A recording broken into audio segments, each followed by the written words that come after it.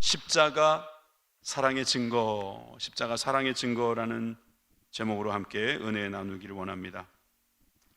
십자가는 이미 우리들에게 매우 친숙합니다. 십자가에 대해서 많이 보고 듣고 말하고 있습니다. 십자가에 대해서 기독교 상징이라고 하는 것을 모르는 사람은 아마 거의 없을 것입니다.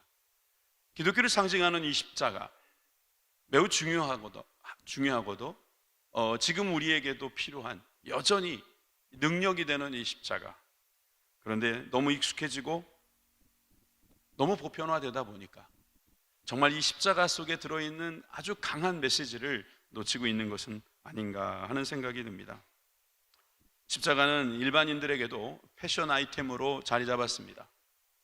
현대인들에게 이 십자가의 의미를 말하기보다는 그저 그 형태나 그 십자가 앞에 모인 사람들의 이야기를 하기가 더 쉽습니다. 십자가는 더 이상 우리에게 힘이라기보단 그냥 시시한 상징물에 불과해지지 않는가 하는 생각이 듭니다. 예수님께서 십자가에 못 박히셨다는데 그게 어떤 의미인지를 내가 잘 알고 있는가? 내가 이것을 사람들에게 말할 수 있는가? 말하면서 그들과 그 십자가의 깊은 의미를 우리가 다시 한번 깨달을 수 있는가? 정말 우리에게 주신 이 십자가에 대해서 오늘 한 번 더 생각하기를 원합니다. 십자가 하면 여러분 나무를 두 개로 붙여놓은 저런 그림과 같은 것을 생각합니다. 맞습니다. 저 십자가, 영화의 한 그림도 저 십자가에 달리신 예수님을 표현하고 있습니다. The Passion of Christ라고 하는 미국에서 만든 영화에도 보니까 예수님께서 십자가에서 저렇게 처절히 못 박혀 죽으시는 장면을 보여주고 있습니다. 영화의 한 장면, 여러분들 보시기에도 좀 끔찍한 모습이긴 합니다만 제가 단언코 실제의 모습보다 많이 부족하다는 생각이 듭니다. 예수님께서 십자가에 못 박히실 땐 저 모양이 아니었을 거예요. 그보다 더 참혹했을 것입니다. 더 끔찍했을 것입니다. 너무나 처참했을 그 십자가를 영화로 어떻게 표현하며 그림으로 어떻게 여러분들에게 보여주겠습니까? 오늘 읽은 본문에 보면 예수님께서 십자가를 지셨다는 표현을 이렇게 표현했습니다. 십자가를 참으사. 십자가를 참으셨다 그래요. 예수님께서 우리가 알고 있는 저 십자가를 참으셨다는 그 의미, 이 의미는 도대체 무엇일까요? 저는 첫째로 그래서 예수님께서 참으신 십자가에 대하여 함께 우리가 살펴보고자 합니다. 당시 십자가를 이야기하지 않을 수 없습니다.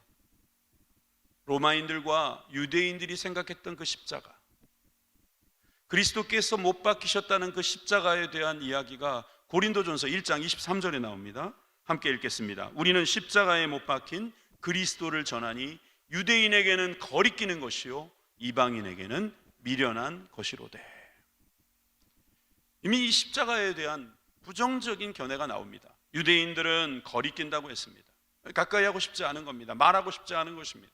생각조차 하고 싶지 않은 것, 이것이 십자가입니다.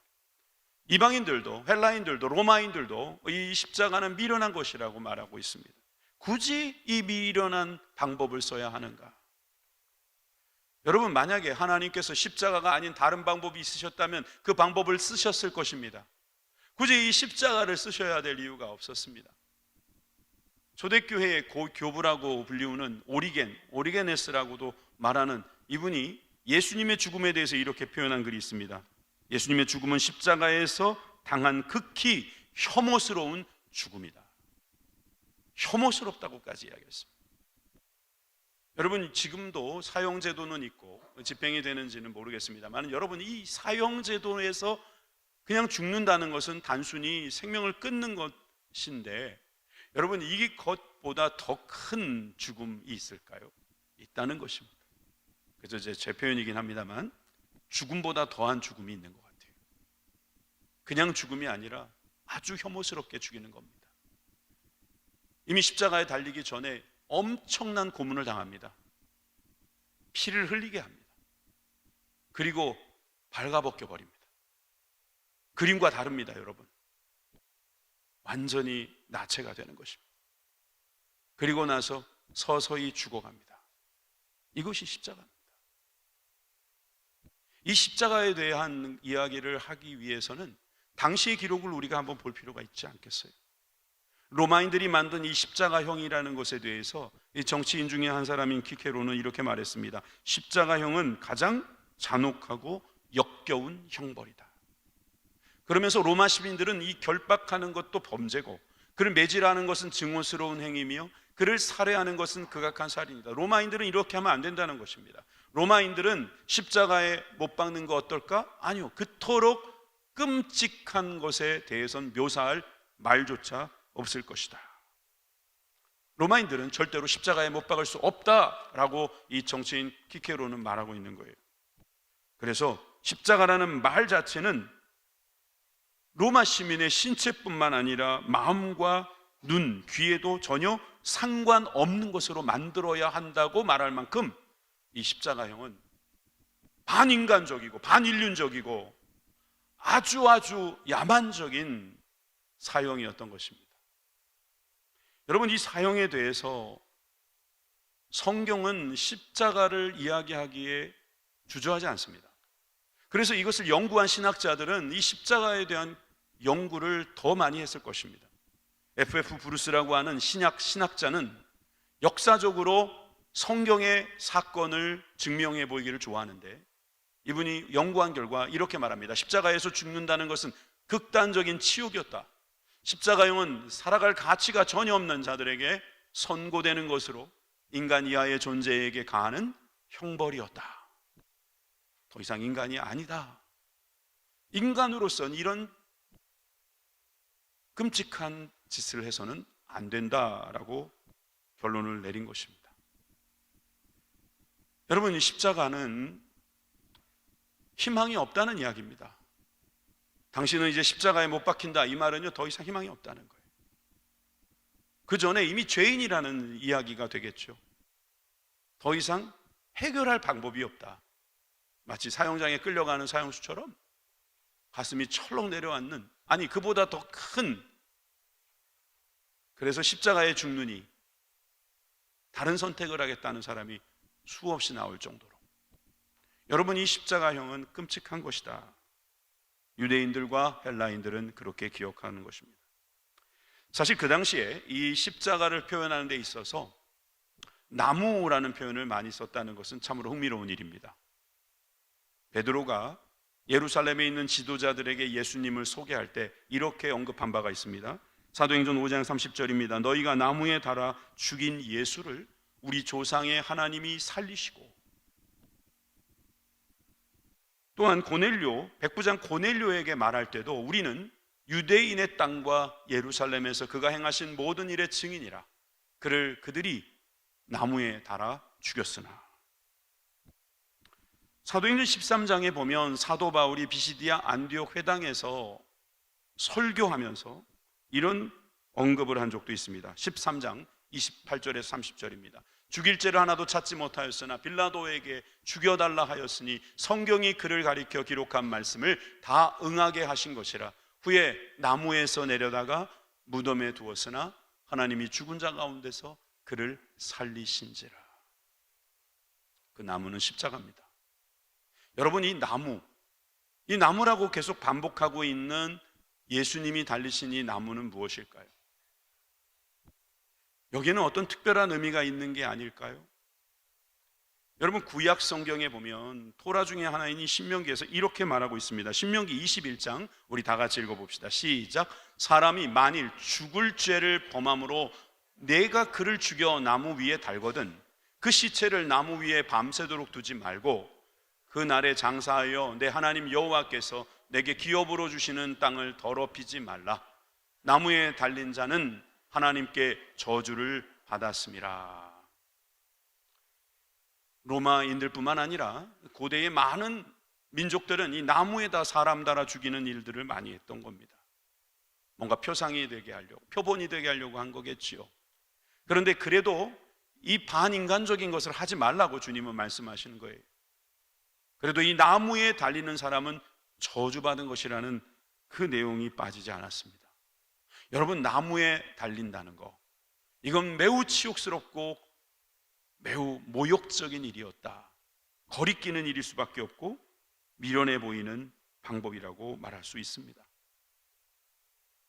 오죽하면 예수님께서 십자가에 못 박히실 때 엘리 엘리 라마 사박다니, 하나님 하나님 어찌하여 나를 버리십니까?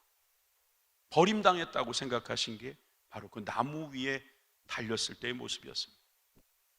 예수님이 십자가에 못 박힌 장소는 성 안에 있지 않았습니다. 성 밖으로, 굳이 성 밖으로, 저주받은 일이니까 하나님의 저주를 굳이 성 안으로 가져올 필요 없다 생각해서 성 밖에서 집행했다는 사실도 오늘 이 신명기의 말씀을 그대로 따르고 있는 것입니다. 여러분, 이 십자가는 아무리 생각해봐도 이것은 매우 저주스러운 일입니다. 그런데 왜 이 일을 하나님께서는 허락하셨고 왜 예수님은 순종하셨을까요?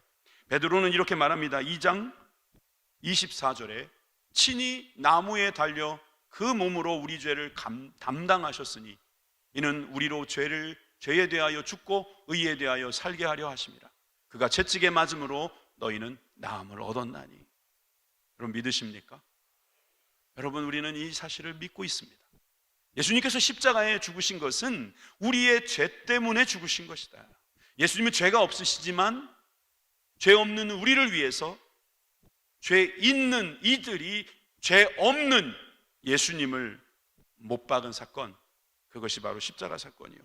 그 결과는 예수님의 그 십자가 때문에 우리가 의를 얻게 되었다. 여러분, 갈라디아서 3장에 사도 바울은 이렇게 또한 말하고 있습니다. 그리스도께서 우리를 위하여 저주를 받은 바 되사 율법의 저주에서 우리를 속량, 다시 말해서 우리를 몸값으로, 우리의 몸값으로 예수님의 몸을 내셨다고 말씀하시는 거죠.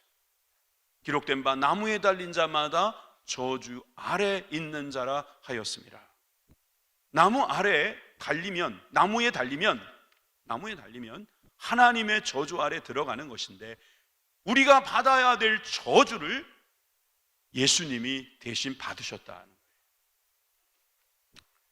이게 십자가입니다. 이 사실, 이 십자가에 대한 이야기 저도 아침 1부부터 지금 하고 있는데 쉽지 않습니다. 요즘 이 세상에 살아가고 있는 헬라인이나 유대인 이야기하지 말고 현대인들 중에 이 십자가에 대한 생각을 조사해보면 어떨까요? 대부분 거리낄 것입니다. 특히 도덕적인 사람은 이 십자가와 상관없는 삶을 살길 원할 겁니다. 나름대로 건전하게 삽니다. 모범적인 삶을 살려고 합니다. 도덕적인 삶을 살려고 할 것입니다. 거짓말도 최대한 하지 않고 행동도 그렇게 하고 좀 고상하게 살려고 할 것입니다. 스스로 한 일에 있어서 감명도 받고 사람들에게도 잘하지만 동물에게도 잘하는 그런 나름대로 괜찮다 싶은 이야기들을 할 수 있을 것입니다. 대체적으로 선량하다는 것에 우리 대부분이 동의하는 사람들, 그 사람들이 미덕이라고 생각하는 것이 악덕이라는 것보다 훨씬 많기 때문에 나름대로 선하다, 괜찮다 이렇게 말할 수 있어요. 여러분, 그런 사람들은 이 십자가라는 이야기를 내놓으면 거북할 겁니다. 아니, 나 이 정도면 괜찮은 거 아닌가? 내가 죽으면 그래도 그 천국 문이 열리는 그런 상황은 벌어지지 않을까? 내가 누구를 크게 괴롭히지도 않았고 누구와 그렇게 원수 맺은 일도 없는데, 근데 이 십자가라는 것은 왜 계속 우리들에게 자꾸 보여지는 것인가? 여러분, 만약에 십자가가 필요 없었다면 주님은 굳이 십자가를 사용하지 않으셨을 것입니다. 그런데 주님은 우리에게 십자가를 보여주시면서 말씀하십니다. 십자가는 우리가 죄인이라는 사실을 보여주는 거예요. 주님이 우리에게 십자가를 보여주시는 이유는 이 십자가에 누가 못 박힐 것인가, 누가 저주받을 것인가라는 것을 보여주는 것입니다. 사실 현대인들 중에서는 이 포인트에서 당혹스럽습니다. 내가 왜 십자가에 못 박혀야 되냐 이거죠. 내가 무슨 죄를 졌길래. 그런데 여러분, 하나님의 법이라는 것은 엄연히 하나님이 기준일 수밖에 없습니다. 하나님의 만든 법이라는 것은 하나님께서 만드셨기 때문에 하나님께서 우리들에게 주신 그 법을 우리가 지킨다는 거, 이거 여러분 쉽지 않습니다. 심지어 우리가 태어나서 한 번도 죄를 짓지 않았다고 자타가 공인할지라도 우리 안에 있는 이 죄의 뿌리는 어떤 환경에 놓여지는 순간 누구라도 그 죄를 지을 수 있는 잠재력까지 포함한다면 사실 이 하나님의 기준이 되는 이 하나님의 법을 지킬 수 있는 사람이 과연 있기는 하겠습니까? 하나님의 법을 지킬 수 없는 사람, 즉 죄인이라는 사람은 이 십자가 앞에서 노출됩니다. 아, 나는 죄인이구나. 나는 이 십자가 앞에서 무력하다. 심지어 나는 희망이 없다.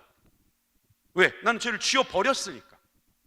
죄를 짓지 말라는 것이 아니라 이미 죄를 지었다는 것을 확인시켜주는 이 십자가 앞에서 우리는 절망할 수밖에 없는 것입니다. 여러분, 그런데 기독교가 어떤 종교인지 여러분 아십니까? 다른 종교는 신 앞에서 우리가 최선을 다하면 신이 우리를 도와줄 것이다. 그런데 기독교는요, 신이 우리를 위해서 최선을 다했다는 겁니다. 기독교는 하나님께서 그 아들, 사랑하는 독생자를 주시기까지 최선을 다했다고, 아니 하나님이, 신이 먼저 최선을 다했다고 하시는 증거, 이게 바로 십자가라는 거죠. 십자가 앞에서 의롭지 않고 무력하고 희망도 없다고 선언할 수밖에 없는 우리들이, 주님은 최선을 다하셨고 우리는 그 최선을 다하신 십자가 앞에 놓여 있으면서, 그럼 우리는 어떻게 해야 되나? 그냥 그 십자가가 그런 의미가 있는 거구나 라고 생각하고 그냥 끝날 건가요? 그렇지 않습니다. 저는 오늘 남은 시간 한 가지만 더 이야기하겠습니다. 십자가의 예수님을 바라보자. 십자가의 예수님을 바라보십시오. 여러분, 오늘 말씀의 주제는 이것입니다. 오늘 읽었던 이 말씀의 2절을 보시면 십자가를 참으셨는데 그 참으시는 가운데 부끄러움을 개의치 아니하셨대요.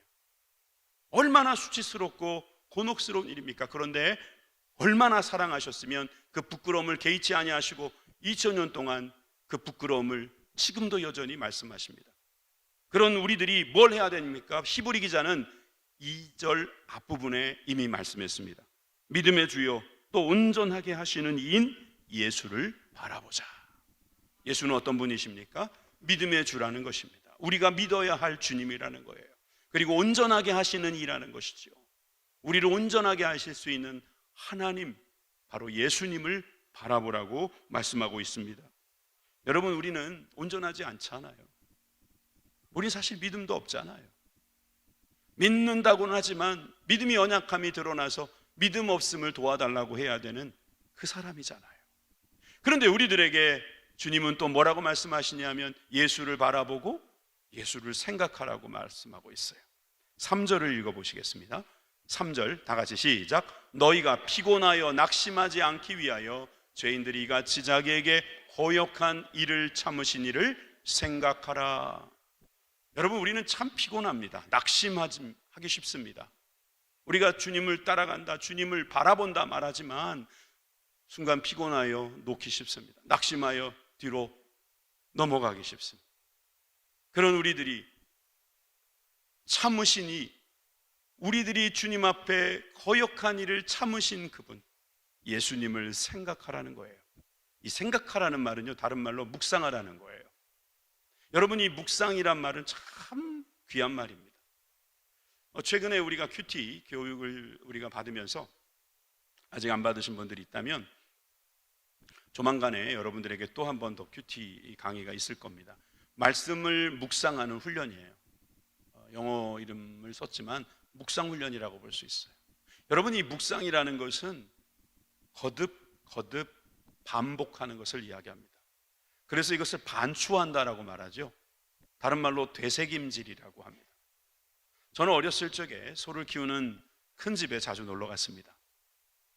큰 집에 가서 할머니가 만들어 주시는 음식도 많이 먹었고 또 하시는 일도 많이 구경했습니다. 할머니가 주로 하신 일은 소를 키우는 일이었어요. 그래서 아침에 일어나면 무슨 타는 냄새가 나요. 볏짚 타는 냄새겠죠. 그 냄새도 이제는 그립습니다. 그리고 아주 구수한 냄새가 하나가 납니다. 뭐가 날까요? 여기서 들린 것 같아요. 저랑 비슷한 동네에 사셨나 봐요. 소여물 냄새가 납니다. 얼마나 구수한지 먹고 싶었습니다. 할머니도 무심하시지 손자가 좀 먹고 싶다는데 좀 먹여주시면 좋지 않겠어요? 소가 먹어야 될 여물은 먹으면 안 된다. 소를 먹어라. 소는 먹었습니다. 그런데 여물은 안 주시더라고. 근데 이 여물을 먹은 소는 우리들하고 다르더라고요. 조금 지나니까 또 씹습니다. 참 씹는 모습도 정감이 있습니다. 여물이 다 떨어졌는데 무슨 음식을 어디서 또 먹는 건가? 나중에 알게 됐죠. 되새김하는 거예요. 소의 장이 여러 개가 있다면서요. 그래서 끌어올린답니다. 처음에는 그냥 대충 씹어서 꿀꺽꿀꺽 삼킨대요. 그러면 이것이 다시 올라온답니다. 그러면 이것을 다시 씹을 때 그때 다시 내려가면서 그때 살이 붙는 거래요. 처음에는 영양분이 몸으로 흡수되지 않는답니다. 그 거친 풀들이, 그 메마른 그 풀들이 배로 들어갔다가 뭐에 섞여가지고 올라오는 순간부터는 이제 잘게 씹는 가운데 영양분이 몸에 막 흡수되는 거예요. 그러니까 여러분, 풀만 먹어도 황소의 힘이 나오는 거예요. 여러분, 힘내시기를 원합니다. 여러분, 힘내십시오. 황소같이 힘내십시오. 그럼 어떻게 해야 돼요? 되새김질하라는 거예요. 영적으로 우리가 계속 되씹자는 거예요. 되새김질. 여러분, 이것이 되새김질이 잘 되면요, 여러분 살아요. 모세가 죽었습니다. 여호수아는 희망을 잃었을 것입니다. 얼마나 낙담하고 절망하고 있었을까요? 여러분, 모세도 못했던 그 가나안 정벌을 본인이 해야 되는 겁니다. 얼마나 힘든 상황이겠어요. 그런데 그는 하나님의 음성을 듣습니다. 하나님의 음성을 들을 때에 이런 놀라운 축복이 있습니다. 여호수아 1장 8절 말씀 우리 다 같이 읽겠습니다. 시작. 그 율법책을 내 입에서 떠나지 말게 하며 그 안에 기록된 대로 다 지켜 행하라. 그리하면 내 길이 평탄하게 될 것이며 내가 형통하리라. 아멘. 여호수아는 이 말씀을 듣고 주님을 묵상하기 시작합니다. 그것도 주야로 묵상합니다. 되새김질하는 것이죠. 계속 반복적으로 하나님의 말씀을 생각하면서 순종하게 되는 것입니다. 아, 그렇구나. 또 순종하고. 아, 그렇구나. 또 순종하고. 아, 그렇구나. 계속해서 반복되는 순종, 이 순종이 그를 평탄하게 한다, 형통하게 한다고 했습니다. 저는 우리 순복음부천교회 모든 성도들이 평탄하고 형통하게 되기를 간절히 소망합니다. 여러분, 말씀 안에 여러분 묵상과 순종의 역사가 있기를 바랍니다. 여러분, 순종하는 데 있어서 이 반복적인 거 얼마나 소중한 일인지 모릅니다. 여러분, 혹시 볼레로라고 들어보셨습니까? 볼레로에 대해서 혹시 여기 계신 분이 한번 딱 연주를 해주면 좋은데 없을 것 같아서 잠깐만요.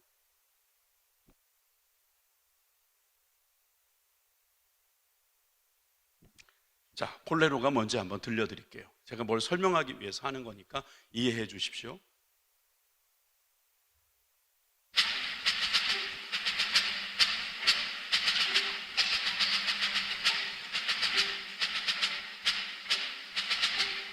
이게 반복되는 마디예요.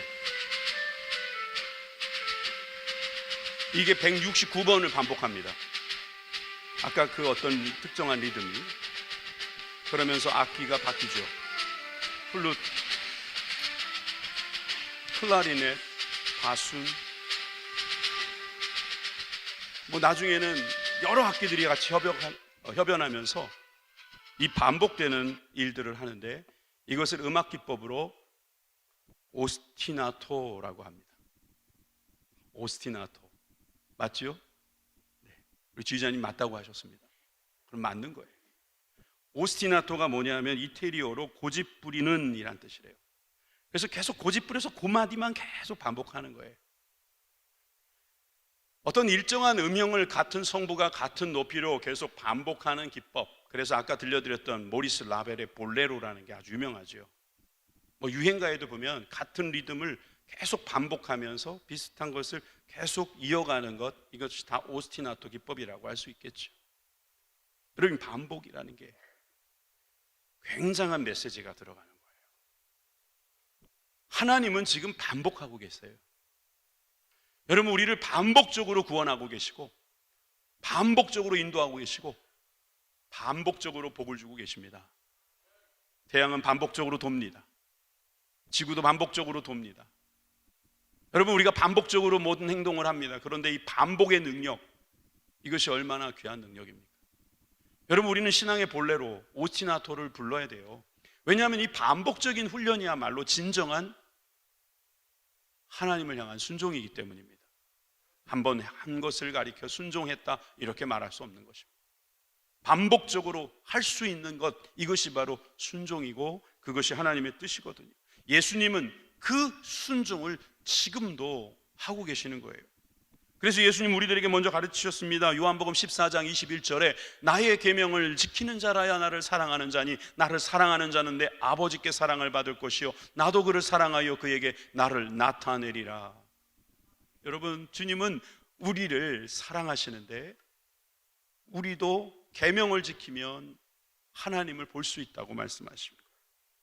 반복적으로 순종해야 된다는 것이죠. 예수님은 순종하시기 위해서 순종을 먼저 배우신 것을 우리들에게 보여주셨습니다. 히브리서 5장 8절에서 9절입니다. 그가 아들이시면서도 받으신 고난으로 순종함을 배워서 온전하게 되셨은즉 자기에게 순종하는 모든 자에게 영원한 구원의 근원이 되시고. 여러분, 아들이신데 하나님이신데 굳이 순종을 배울 필요 있습니까? 고난이라는 방법까지 쓰면서 말입니다. 그런데 9절에 보니까 그분이 그것으로 온전하게 되신 그 모습이 순종하는 모든 자에게 영원한 구원의 근원이 되셨다고 말씀하고 있는 것입니다. 여러분, 오늘 하나님께서 보좌 위에 오르신 예수님을 통해서 우리들에게 말씀하십니다. 너도 예수 그리스도와 같이 순종해라. 어느 날 예수님께서 제자들에게 한 가지 이야기를 듣습니다. 예수님, 지금 가족들이 오셨습니다. 누가 내 가족이냐? 그러시면서 예수님이 아주 유명한 말씀을 하셨죠. 마태복음 12장 50절 다 같이 읽습니다. 누구든지 하늘에 계신 내 아버지의 뜻대로 하는 자가 내 형제요 자매요 어머니이니라 하시더라. 여러분, 아버지의 뜻대로, 아버지의 율법대로, 계명대로 순종하는 사람, 하나님께서는 그 사람이 예수님을 바라보는 사람, 예수님을 생각하는 사람, 예수님을 묵상하는 사람, 예수님을 반복적으로 따라가며 순종하는 사람, 그 사람이라고 말씀하고 있습니다. 그 유명한 쉐렌 키에르케고르는 이런 유명한 말을 또 하나 남겼어요. 인생은 40부터가 아니래요. 20부터도 아닙니다. 인생은 십자가로부터 시작한다. 여러분들에게 십자가가 있습니까? 그 극단적인 수치와 모멸과 좌절이 있는 그 십자가, 내가 죽어야 할 그 십자가에 주님이 달리시며 우리를 구원하셨다는 것. 이 십자가가 있는 사람은 이제 시작하셔도 되겠습니다. 내일부터 시작되는 새 학기, 또 새 학년, 그리고 우리가 이제 봄이 되어서 뭔가 새롭게 시작해 보려는 그것, 여러분, 십자가로 시작하십시오. 순종함으로 시작하시기를 주님의 이름으로 축원합니다. 반복되는 묵상 훈련이 저와 여러분들 가운데서 큰 힘이 되고 능력이 되고 소망이 될 줄 믿습니다. 십자가의 크신 사랑, 그 증거를 들고 항상 주님을 찬양하는 저와 여러분들이 되길 소망합니다. 기도하겠습니다.